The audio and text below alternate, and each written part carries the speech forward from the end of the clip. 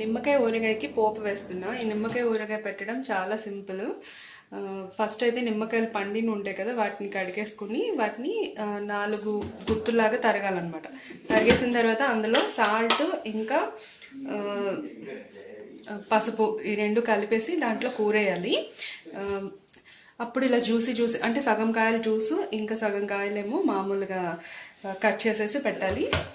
So అలా పెట్టిన తర్వాత 15 days అలా వదిలేసాం అనుకోండి, చక్కగా మెత్తగా అయిపోతాయి అనమాట. వాటిని తీసుకుని మనం రెగ్యులర్గా ఊరగాయ ఎలా పెట్టుకుంటాం అలా పెట్టేసుకోవడమే. అంటే ఎండలో పెట్టి ఊట వేరేగా ముక్కలు వేరేగా ఆ రెండు చిక్కబడే వరకు ఎండ పెట్టడం ఇవన్నీ కాకుండా సింపుల్గా ఇలా చేసేస్తాం. ఇది నిమ్మకాయల సీజన్ కదా, సో చాలా తక్కువకి వస్తున్నాయి నిమ్మకాయలు. అందుకని చెప్పి కొంచెం ఊరగాయలా పెట్టాను అనమాట. కొన్ని నిమ్మకాయలని అంటే ఒక 30 తీసుకున్నాను అనుకోండి, అందులో సగం అయితే జ్యూస్ పిండేశాను. ఇంకొక 15 ఉంటాయి కదా, వాటినైతే ఇలా 4 గంటలు పెట్టి కట్ చేసి అందులో కల్లుప్పు అలాగే అందులో కొంచెం సాల్ట్ రెండు కలిపేసి ఈ నిమ్మకాయల్లోనైతే కూరేసాను. అంటే గుత్తి వంకాయకి మనం ఎలా స్టఫ్ పెడతామో అలాగా సాల్ట్ స్టఫ్ అయితే ఇందులో పెట్టాను అనమాట. పెట్టేసి 15 to 20 days పాటు మూత పెట్టేసి ఒక పక్కన పెట్టేశాను. ప్రతిరోజు కూడా ఒకసారి గరిటతో కలుపుకోవాలన్నమాట. ఇలా చేయడం వల్ల ఏంటంటే ముక్క ఒక 20 రోజులు 15 నుంచి 20 రోజులు అయ్యేసరికి చాలా మెత్తబడిపోతుంది.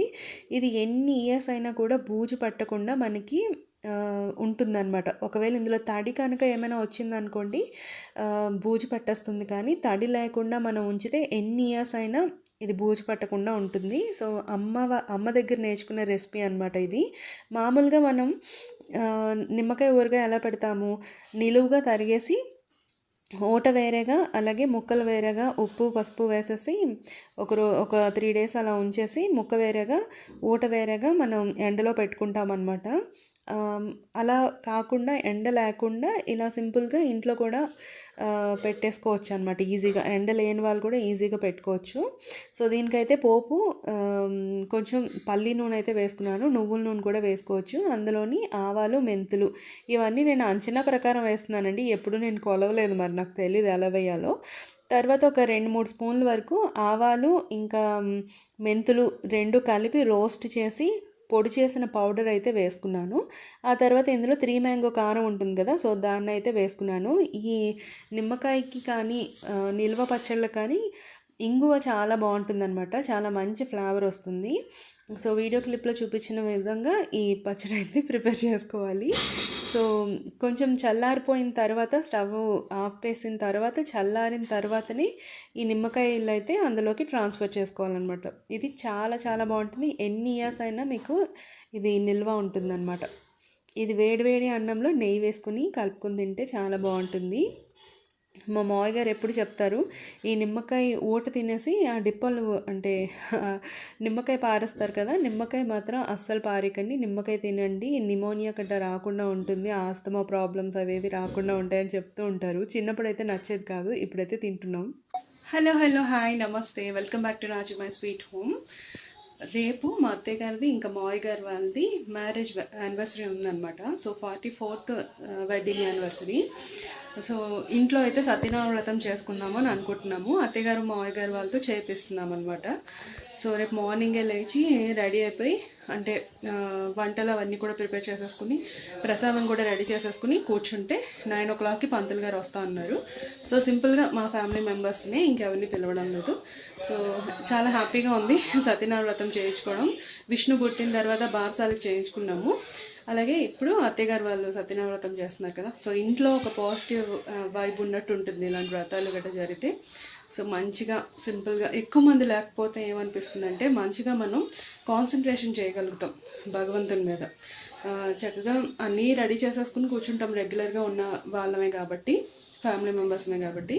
సో అన్నీ రెడీ చేసేసుకొని కూర్చున్నాం అనుకోండి, చక్కగా గణేష్ పూజ దగ్గర నుంచి మండపారాధన అలాగే స్వామివారి అష్టోత్తరం వ్రతకల్పం ఇవన్నీ కూడా చక్కగా వినొచ్చు అనమాట.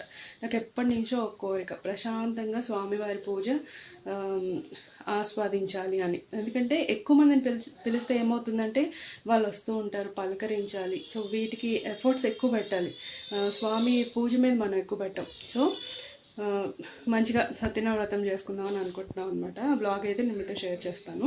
ఇప్పుడే బయటకు వెళ్ళి మొత్తం కావాల్సినవన్నీ కూడా తెచ్చేసుకున్నాం అనమాట. అంటే మనకి కొబ్బరికాయలు, అరటిపళ్ళు, టవల్ ఒకటి, మండపారాధనకి కావాల్సినవన్నీ ఉంటాయి కదా, సో వాటన్నిటిని కూడా తెచ్చేసుకున్నాము. ఇంకా ఇప్పుడు కొంచెం చిన్న చిన్న క్లీనింగ్స్ అవన్నీ ఉంటాయి కదా, రేపటి కావాల్సిన ప్రిపరేషన్స్ అవన్నీ కొన్ని కొన్ని ఉంటాయి, అవన్నీ చేసేసుకుని ఇంకా రెస్ట్ తీసుకుంటే మార్నింగ్ లేచి వంట అంతా కూడా రెడీ చేసేసుకోవచ్చు అనమాట. సో నేను ఇంకా మా హస్బెండ్ ఇద్దరం కలిసి బయటకు వెళ్ళి రేపు పూజకి ఏమేం కావాలి అనేది ముందే లిస్ట్ ప్రిపేర్ చేసుకుని వాటన్నిటిని తీసుకురావడానికి అయితే వెళ్ళాము. ఇక్కడ మాకు థర్స్డే కూడా సంత జరుగుతుందనమాట. సో అక్కడికి వెళ్తే ఆల్మోస్ట్ అన్నీ దొరికేస్తాయి. సో అలా వెళ్ళి కావాల్సినవన్నీ తెచ్చుకున్నాం అనమాట. అరటిపళ్ళు రేపటి కోసం తీసుకోవాలి అని అంటే మంచిగా కొంచెం కాయపాలంగా ఉన్నవి తీసుకుంటే బాగుంటుంది. కానీ మాకు ఎక్కడ దొరకలేదనమాట. ఒక 4-5 షాపుల్లో చూసాం కానీ ఎక్కడ చూసినా కూడా బాగా పండిపోయినవే కనిపిస్తున్నాయి. సో ఉన్న వాటిలో కొంచెం మంచివి అయితే తీసుకున్నాము. ఇంకా పూజకి కావాల్సినవి ఈచ్ అండ్ ఎవ్రీథింగ్ నా చేతులతో నేను తీసుకొచ్చుకుని చేసుకుంటే నాకు చాలా హ్యాపీగా అనిపిస్తుంది అనమాట. ఎందుకంటే మా హస్బెండ్కి చెప్పాను అనుకోండి, ఆయన వాళ్ళకి చెప్పేస్తారనమాట. వాళ్ళేమో ఏవో ఒకటి వేసేస్తూ ఉంటారు షాప్ వాళ్ళు, అవేమో బాగోవు అనమాట. ఇంటికి వచ్చిన తర్వాత నాకు చికాగ్గా అనిపిస్తుంది. ఎంత డబ్బులు ఖర్చు పెట్టుకున్నప్పుడు మంచిగా తెచ్చుకుంటే బాగుంటుంది కదా అని నేను అంటారనమాట. సో అందుకు ఇంకా నైట్ అయితే స్టవ్ క్లీనింగ్ ఇవన్నీ కూడా చేసేసుకుని ఉంచుకున్నాను. ఇంకా గారెలకి పిండి కూడా అంటే మినపప్పు కూడా నానబెట్టేసి పెట్టేశాను అనమాట. ఇలా ముందు రోజు నానబెట్టుకోవచ్చు అని కొంతమంది అంటారు, కొంతమంది ఏమో వద్దు అలా పెట్టకూడదు అని అంటారు. సో అది కరెక్టో రాంగో నాకు తెలియదు, కానీ నేనైతే మా ఇంట్లో అమ్మ వాళ్ళు, అత్తయ్య గారు వాళ్ళు ఇలాగే చేస్తారు కాబట్టి నేను కూడా అలాగే చేస్తూ ఉంటాను. ముందు రోజే పూర్ణాలు కానీ గారెలు కానీ పప్పు నానబెట్టాల్సి వచ్చినప్పుడు అవే నానబెడతాం అనమాట. ఇంకా 5 o'clock లేచాను. లేచిన తర్వాత మిగతా పనులన్నీ కంప్లీట్ చేసుకుని తొందరగా బయట ముగ్గు అవన్నీ కూడా వేసేసుకున్నాను. బంతిపూల మాల నిన్నే తెప్పించి పెట్టాను అనమాట. సో అది కూడా మంచిగా డెకరేట్ చేసేసాను. ఇంకా తర్వాత అయితే స్నానం చేసేసి ముందైతే కొన్ని వంటలు అయితే ప్రిపేర్ చేసేసి ఉంచేసుకుందాము అని చెప్పి పులిహారికి రైస్ పెట్టేశాను. ఇంకా తర్వాత సత్యనారాయణ వ్రతం ప్రసాదం అయితే రెడీ చేస్తున్నాను. మా ఉత్తరాంధ్ర జిల్లాలో అయితే ఇలాగే చేస్తామండి. సత్యనారాయణ వ్రత ప్రసాదం అంటే ఖచ్చితంగా ఇది హల్వా టైప్లోనే ఉండాలి. అలా ఉంటేనే మాకు ఇష్టం అనమాట. సో ఫస్ట్ అయితే కొంచెం నెయ్యి వేసి అందులోని డ్రై ఫ్రూట్స్ అంటే జీడిపప్పు, కిస్మిస్ అయితే వేయించేసి పక్కన పెట్టేసుకున్నాము. ఇంకా తర్వాత ఒక గ్లాస్ బొంబాయి రవ్వకి 2 గ్లాసులు పాలు, అలాగే 2 గ్లాసులు నీళ్లు తీసుకున్నాను. ఇంకెందుకైనా మంచిదని ఇంకో గ్లాస్ కూడా ఎక్స్ట్రా వేసామన్నమాట వాటర్ అయితే.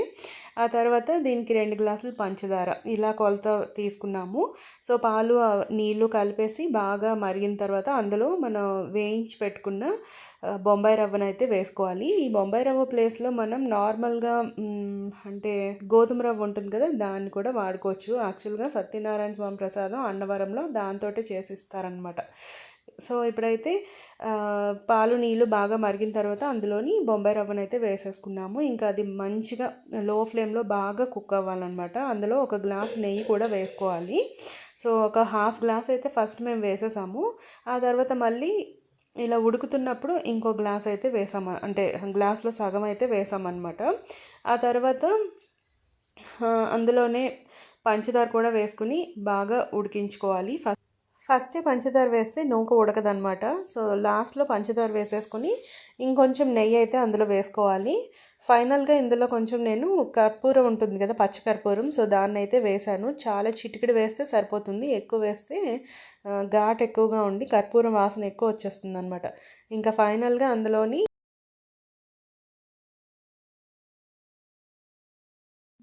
ఇలాచీ పౌడర్ కూడా వేశాను. అది క్లిప్పింగ్ మిస్ అయింది, అందుకే లాస్ట్లో మళ్ళీ చూపిస్తున్నాను అనమాట. ఇంకా ఇక్కడైతే అత్తయ్యగారు మావయ్యగారు కూడా రెడీ అయిపోయారు. సో మగవాళ్ళకి వ్రతానికి పెద్దగా ఏం బట్టలు ఉండవు, మామూలు పంచి కండువా ఉంటాయి. ఇంకా ఆడవాళ్ళు అయితే మంచిగా పట్టు చీరలు కానీ మనకి ఏదైనా నచ్చిన శారీ అయితే కట్టుకోవచ్చు. ఇంకా అత్తయ్యగారు అయితే రెడీ అయిపోతున్నారు, కొత్త పెళ్లి కూతురు అనమాట. ఎన్ని ఇయర్స్ ఇంత మంచిగా ఉన్నారు అంటే నిజంగా చాలా గ్రేట్ కదా. ఇప్పుడు వాళ్ళకి అంత ఓపికలు అయితే ఉండట్లేదు. సో ఈ తరం వాళ్ళకి ఖచ్చితంగా ఆ తరం వాళ్ళు ఎప్పుడూ ఆదర్శంగానే నిలుస్తారు కదా. సో ఇంకా అత్తయ్య గారు మావయ్య గారు వాళ్ళకైతే మా లక్కి ఒక చిన్న ప్రజెంటేషన్ లాగా, ఒక సర్ప్రైజ్ లాగా ఇచ్చిందనమాట. ఒక చిన్న గ్రీటింగ్ కార్డ్ రెడీ చేసి అందులో తాత మామ వాళ్ళ కోసం కొన్ని వర్డ్స్ అయితే రాసింది. సో తాత మామ చాలా హ్యాపీ ఫీల్ అయిపోయారు.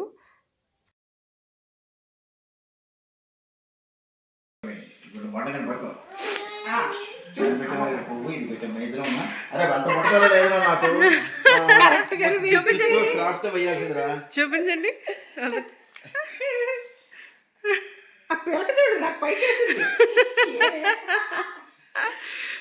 About my grandfather. My grandfather is a wonderful and a special person in our family. But he has a lot of experience.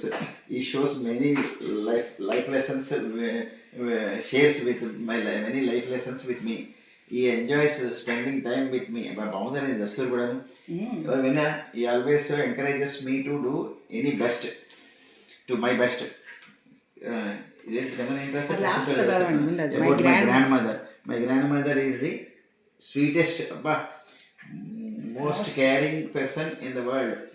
My grandmother knows all of my favorite foods, toys and TV shows about. She enjoys solving riddles and puzzles. She always encourages my efforts. She loves TV shows. My grandparents are Grandparents are best. Grandparents are world best parents. చాలా బాగుందా. Very good. ఏది Ravi? Chocolate ice cream నీ దగ్గర దాచుకొని అలా ఉండండి, photo తీస్తాను. ఇది చూడండి, ఇది చూడండి. విష్ణు. సో మొత్తానికైతే పంతులు గారు వచ్చేటప్పటికే పనులన్నీ కంప్లీట్ అయిపోయాయి. వంట అంతా అయిపోయింది. పులిహార, గారెలు, ఇంకా సత్యనారాయణ స్వామి ప్రసాదం, కొంచెం పరమన్నం చేశాను ఇవాళ శుక్రవారం కాబట్టి. ఇంకా మావయ్య గారు వాళ్ళ నిత్య పూజ కూడా కంప్లీట్ అయిపోయింది. సో పంతులు గారికి ఏమేమి కావాలో అవన్నీ కూడా రెడీ చేసి పెట్టేశాము. మంచిగా ఆయన అయితే అలంకరణ అంతా చేసేసి రెడీ చేశారు. సో ఇంకా అత్తయ్య గారు మావయ్య గారు వాళ్ళు కూర్చోవాలన్నమాట. ఆ రోజు అయితే చాలా హ్యాపీ ఫీల్ అయ్యారు అత్తయ్య గారు మావయ్య గారు వాళ్ళు. ఎందుకంటే ఎప్పుడు కూడా పెళ్లి రోజుకి ఏదో ఒక గిఫ్ట్లు ఇస్తూ ఉంటాం కదా. లాస్ట్ టైం అయితే మొబైల్ ఒకటి మావయ్య గారికి, తర్వాత అత్తయ్య గారికి ఏమో ఇయర్ రింగ్స్ తీసుకున్నాము. సో ఈసారి అయితే వాళ్ళిద్దరితోటి ఇలా దైవ కార్యం చేయించినందుకు వాళ్ళు చాలా చాలా హ్యాపీ అయిపోయారు అనమాట. ఎన్నో ఇయర్స్ తర్వాత మళ్ళీ మేము ఇలా కూర్చుని సత్యనారాయణ వ్రతం చేసుకుంటున్నాం. చాలా బాగా చేశారు. శ్రీ మహాగణాధిపతి ఏ నమః. గణపతి లోకపాలక దేవతమావాహయామి స్థాపయామి. పూజ అక్కడ పెట్టేసి మళ్ళీ పిలుస్తూ ఉన్నారు. ఓం బ్రహ్మదేవానాం పదవిః కవీనా ఋషిర్వి ప్రాణానాం మహిషా మృగానాం శివనా రుద్రానాగం సోమదర్యోః శ్రీమః బ్రహ్మదేవాయ నమః. బ్రహ్మలోకపాలక దేవతమావాహి పదం సమూఢమస్య భాగం సురేః ఇదం న మమ విష్ణవే పరమాత్మాయదం న మమ విష్ణులోకపాలక దేవతమావాహయామి స్థాపయామి పూజయామి.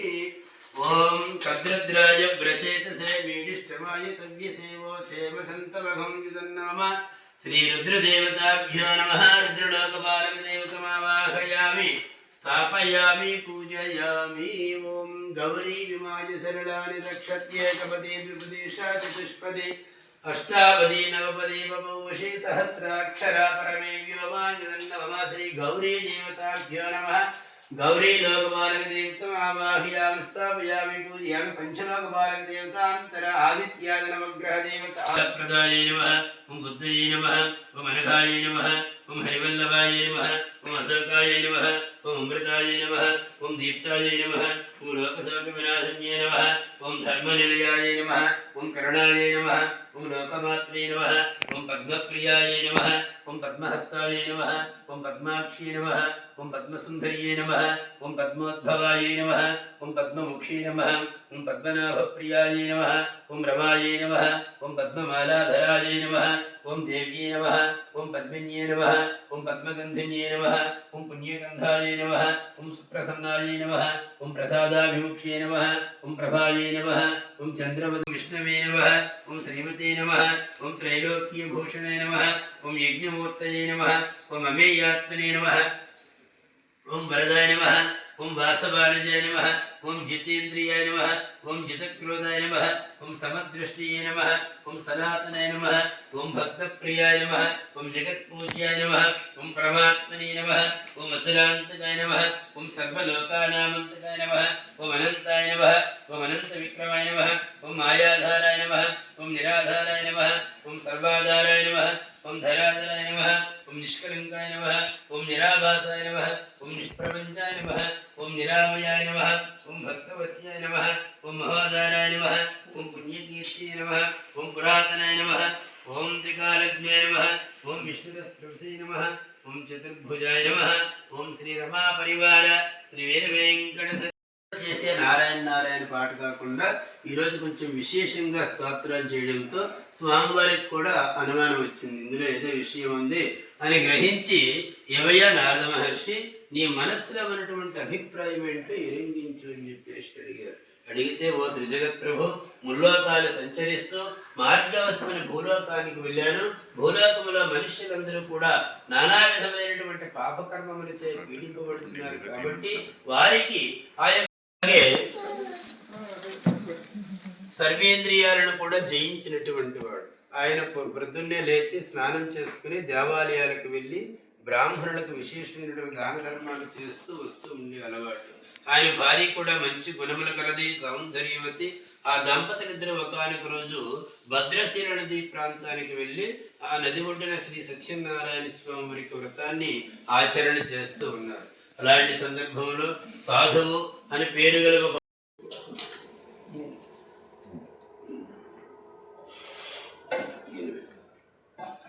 స్వామివారికి నమస్కారం చేసుకుని ప్రథమాధ్యాయేన ప్రథమ నారికేలాంచ కరిష్యే.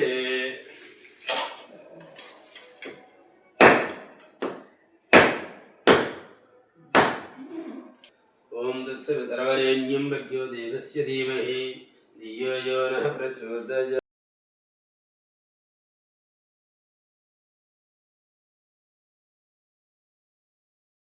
దేవహం ప్రాణాయ స్వాహ అవహరణ స్వః జ్ఞానే స్వధన సమాన స్వః మధ్యే మధ్యే పానీయాన్ సమర్పయామి ఆనందకర్పూర నీరాజనం.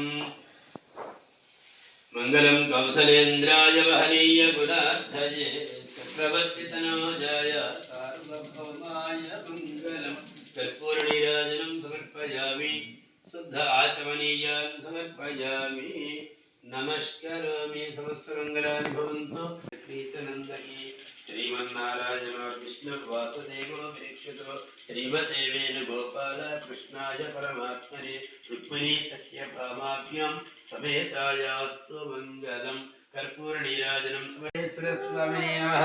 దివ్య సుందర విగ్రహం పూజయామి. ఓం శ్రీ మహాభాంగ పూజాంతరేణ సర్వాణ్యంగాని పూజయామి. ధూపమాగ్రాపయామి. వనస్పత్యేర్భవే దివ్యే నానాగంధస్సహితమాగ్నే శ్రవణీమానాం ధూపోయాం ప్రతిగుహ్యతాం. ధూపమాగ్రాపయామి. సాక్షాత్ దీపం సుందరేశయామి. ధూపాదీపానంతరేణ శుద్ధ ఆచమనీయాన్ సమర్పయామి.